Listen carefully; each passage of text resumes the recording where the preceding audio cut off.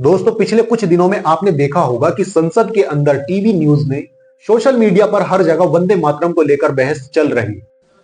वंदे मातरम हर भारतीय का संकल्प बन गया। इसलिए वंदे मातरम की स्तुति में। लेकिन असली सवाल यह है, क्या संसद इन चीजों की बहस के लिए बनाई गई थी, या आपकी महंगाई, बेरोजगारी, शिक्षा, इलाज जैसी परेशानियों पर बात करने के लिए? और अगर वंदे मातरम एक सम्मान का गीत है, तो अचानक अभी क्यों इस मुद्दे को इतना बड़ा बना दिया गया? इसके पीछे असली खेल क्या है, आइए आज हम बात करते हैं आज की इस वीडियो में। देखिए, संसद का काम बहुत सीधा है। कानून बनाना, जनता की समस्याओं पर चर्चा और सरकार की जवाबदेही, देश के मुद्दों पर फैसला। लेकिन हाल ही में संसद के अंदर घंटों तक वंदे मातरम पर बहस हुई। अब सोचिए, बेरोजगारी 45 साल के रिकॉर्ड पर है, महंगाई से लोगों की कमर टूटी हुई, एजुकेशन और हेल्थ में हजारों समस्याएं हैं, लेकिन बहस किस पर हो रही है? कौन वंदे मातरम बोलेगा और कौन नहीं बोलेगा। यानी असली मुद्दों को साइड में डालकर भावनात्मक मुद्दों को फोकस में लाना, ये एक राजनीति की तकनीक है। संसद क्या कहता है? एक महत्वपूर्ण बात है कि बहुत लोगों को नहीं पता कि संसद के अपने नियम होते हैं। राज्यसभा के नियमों में साफ लिखा है कि सदन के अंदर नारेबाजी नहीं होगी, चाहे वो कोई भी नारा हो, वंदे मातरम हो, जय हिंद हो या कुछ और। ये गीत के खिलाफ नहीं है, ये सिर्फ सदन की मर्यादा के लिए नियम है। जैसे स्कूल में असेंबली में जगह होती है, लेकिन क्लासरूम में वही काम नहीं होता। तो जब नेता संसद के अंदर नारेबाजी करते हैं, तो ये देशभक्ति नहीं बल्कि रूल ब्रेकिंग है।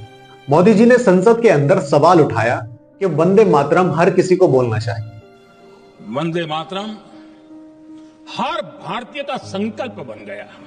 यानी ये देशभक्ति की गवाही देता है। अगर जो नहीं बोलता है वंदे मातरम, वो इस देश के खिलाफ है। खिलाफ कहना गलत हो जाएगा, लेकिन उनका कहने का मतलब यह है कि वो इस देश से मोहब्बत नहीं करते। अब जाहिर है, ये देश का राष्ट्रीय गीत है, सम्मान की बात है, लेकिन एक बात फैक्ट है, वंदे मातरम के पूरे गीत में देवी देवताओं के संदर्भ आते हैं। इसी वजह से आज नहीं, 1937 से कई समुदायों ने कहा था कि उन्हें कोई आपत्ति नहीं है, लेकिन इसे जबरदस्ती ना बनाया जाए। यानी ये सम्मान की चीज है, मजबूरी की नहीं। संविधान भी यही कहता है, धर्म की इंडिपेंडेंसी, और अगर किसी को किसी लाइन से आपत्ति हो, उसे मजबूर नहीं किया जा सकता। देशभक्ति दिल से आती है, डर या दबाव से नहीं। अच्छा, आप भी सोच रहे होंगे कि यह मुद्दा अचानक से इतना ट्रेंड क्यों करने लगा। इसका कारण काफी साफ है, चुनाव पास है। भावनात्मक मुद्दे हमेशा चुनाव में सबसे ज्यादा असर करते हैं। हर बार यही पैटर्न रहा है। जब चुनाव आते हैं, धर्म, मंदिर, गीत, देशभक्ति, ये सब टॉपिक अचानक गर्म हो जाते हैं। अगर आप ध्यान दें तो सोशल मीडिया पर फिर से बाबरी मस्जिद, मंदिर के मुद्दे तैरने लगे। ये बिल्कुल नया नहीं है। हर चुनाव से पहले विवादित मुद्दे दोबारा सामने आते हैं ताकि माहौल भावनात्मक हो जाए।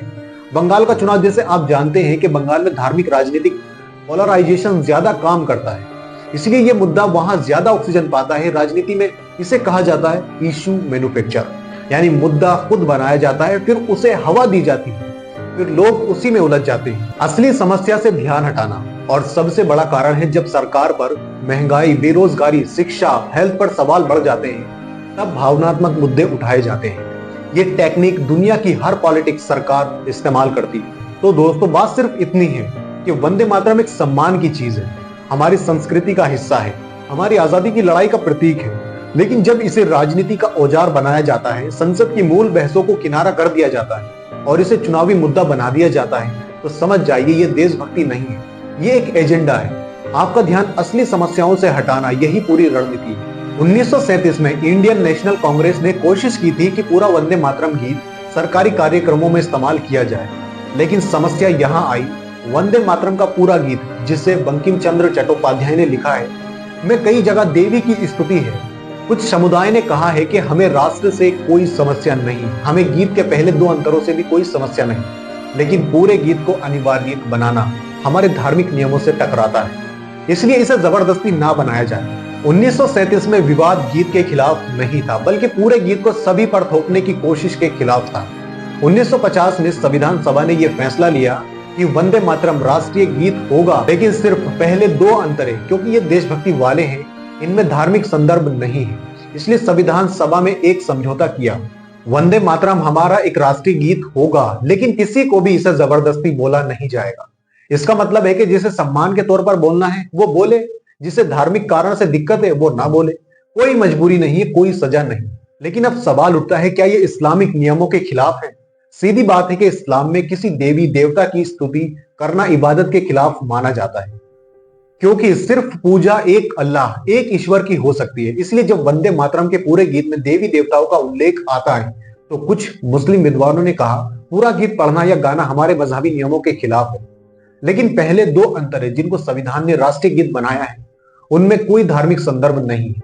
इसीलिए इसे सम्मान के तौर पर सुनने पढ़ने में कोई समस्या नहीं है, लेकिन इसे कंपलसरी बनाना इस्लामिक नियमों के खिलाफ हो सकता है। यही वजह है कि 1937 में भी मुस्लिम लीग और कई मुस्लिम नेताओं ने कहा था, हम सम्मान करते हैं पर मजबूरी नहीं होनी चाहिए। अब एक नया पॉलिटिकल मुद्दा सामने आया है, बाबरी मस्जिद को दोबारा बनाने का। दिलचस्प बात यह है कि यह मुद्दा उठाने वाला वही व्यक्ति है जो 2019 में बीजेपी की टिकट पर चुनाव लड़ चुका है। तो यहां एक बड़ा सवाल खड़ा होता है, अभी क्यों और क्यों एक ऐसा व्यक्ति ये बात उठा रहा है जो पहले बीजेपी से जुड़ा था। दूसरी बात, बंगाल के चुनाव काफी करीब है और वही व्यक्ति अब बंगाल की सीटों से चुनाव लड़ने की तैयारी में बताया जा रहा है।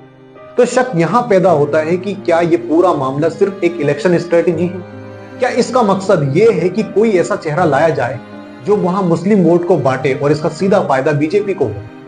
यानी सीधी भाषा में मुद्दा धार्मिक दिखता है, लेकिन टाइमिंग और आदमी दोनों राजनीतिक लगते हैं और यही वजह है कि लोग इस पर सवाल उठा रहे हैं। बाबरी मुद्दा शांत हो चुका था, लेकिन फिर अचानक 2025 में मस्जिद दोबारा बनाओ की मांग क्यों?